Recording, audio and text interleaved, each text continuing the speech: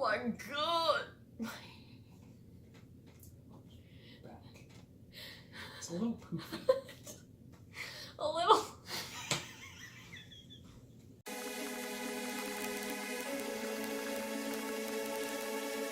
Hey guys! Welcome back to our channel. So in the month of January, together we read 6 books. I read 5. I need to read 49 to reach my goal of 50 in the next 11 months. So you read 1. I read 1. The first book I read in January is Skyward, written by Brandon Sanderson. This is a YA science fiction book. Really, really good. So if you don't know what this book is about, we follow our main character, Spencer, and she and her people live on this planet, and they are constantly being attacked by an alien race known as the Krell. And so she and her people live in separate clans underground to make it harder for the Krell to target them and kill them. So to fight off against the Krell, they have these pilots, and Spencer's father is one of them. So her dream was to become this badass pilot to kill up all the Krell. She's basically the female version of my husband. So yeah, he's just badass. Basically, she is just this snarky, stubborn. You think way too highly of me. You are stubborn, and you tend to think that you're this invincible guy, which is what Spencer kind of feels like. She kind of sees herself as this invincible person. She feels like she can take on anything, basically. So she has some issues being accepted into the pilot school, but I'm not going to go into detail about that. Basically, what I want to say was that this was very addicting for me to read.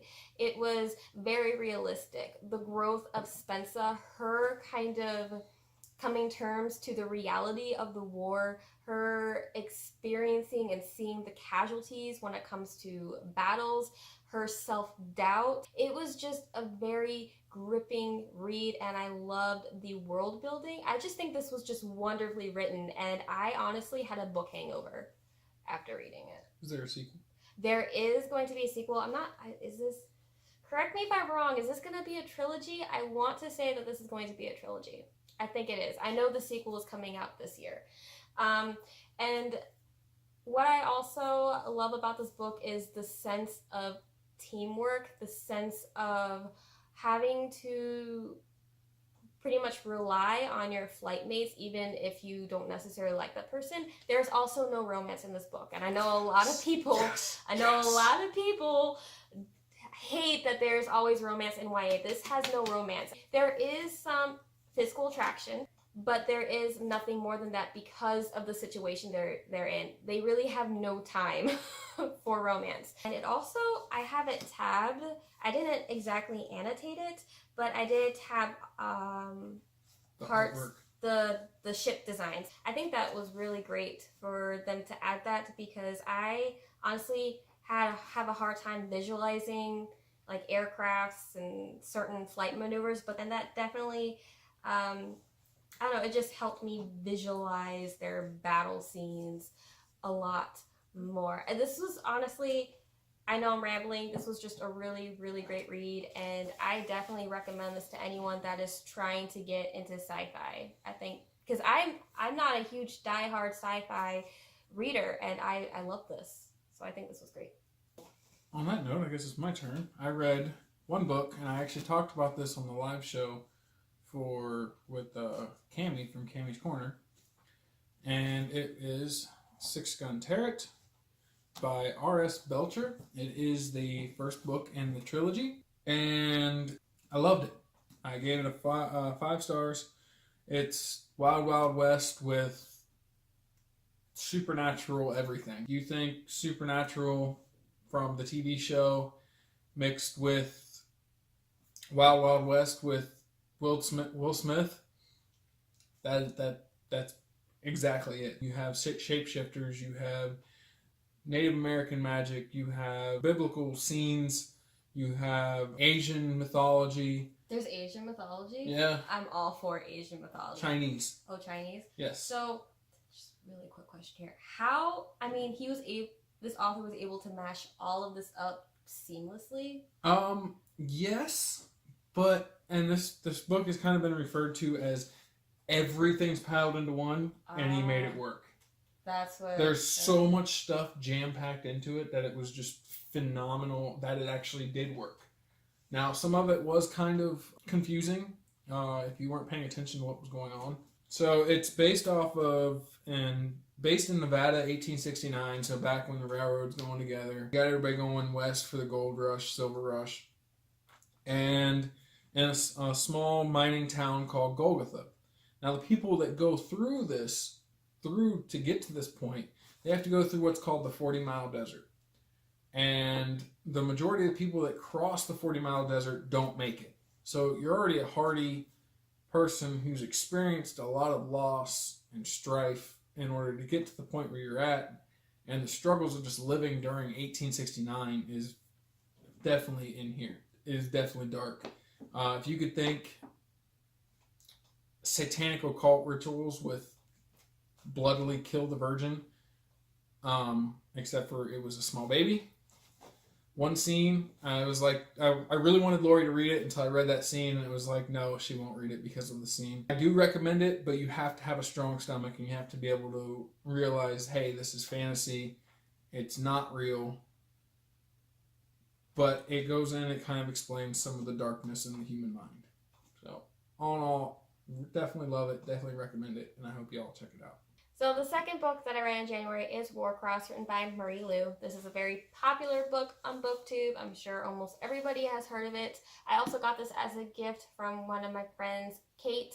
Then I've also read this within a few days. I wasn't sure how well I was going to like it. I was torn between this one and Ready Player One just because of all the mixed reviews, but I ended up putting this one on my wish list. So with Warcross is a video game, and our main character is Amika. She's a bounty hunter. She's on the poor side, so that's how she makes her living. One day, she ends up glitching herself into the video game where they are having this huge tournament, and she catches the eye of the game's creator, Tanaka. Hideo Tanaka. She ends up working as his bounty hunter by being an actual competitor within the game. So you follow along that story. What I really loved about this book was the world of Warcross. I mean, I could just envision it. I did figure out the identity of the villain before he was revealed, but I didn't have a problem with it because I was enjoying the story. This was a fun read. I don't really have anything bad to say about it, but there's nothing overly spectacular about it either. So it wasn't a 5-star read? It wasn't a 5-star read, no. I did put it down as a 4-star, but now I'm thinking maybe 3.5. So this leads me into what caused me to only read one book. Last month, I spent a lot of time playing Red Dead Redemption 2. Yes, I know our channel is books, but not video games, but here you go. It follows Arthur Morgan and the Vanderlinde gang. It is a very enjoyable video game. There's so much to do. You have a horse, you have guns, you shoot bandits and alligators and every animal you could think of. It is just amazing, and I loved it. Back to books. The third book that I read in January is Nevermore, The Trials of Morgan Crow, written by Jessica Townsend. This book has been all over BookTube, all over it. So I decided to pick it up. Yes, I caved to the hype, and I'm glad I did. This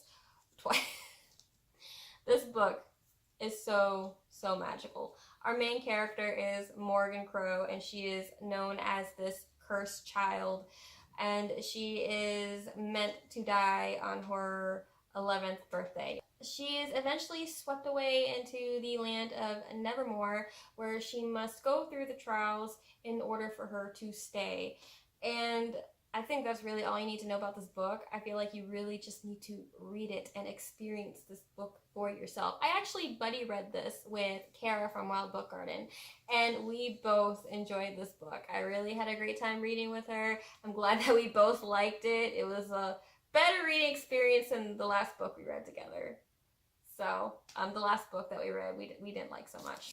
I will say that the pacing was a bit slow. I was a little bit underwhelmed in the beginning because I guess I just expected things to happen right off the bat. So the first half was a bit slow, and then it just gradually picked up, and the trials themselves, I didn't know what to expect, and I was just always wondering what was going to happen, and I just thought this was great.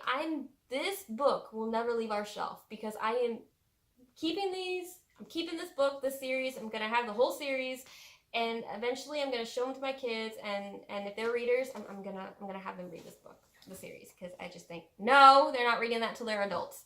This one, they're not reading that book until they are at least 16. I read books like that when I was in middle school.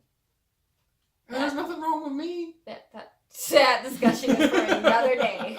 Percy Jackson!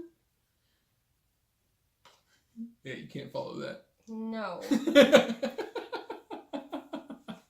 Percy Jackson and Lightning Thief.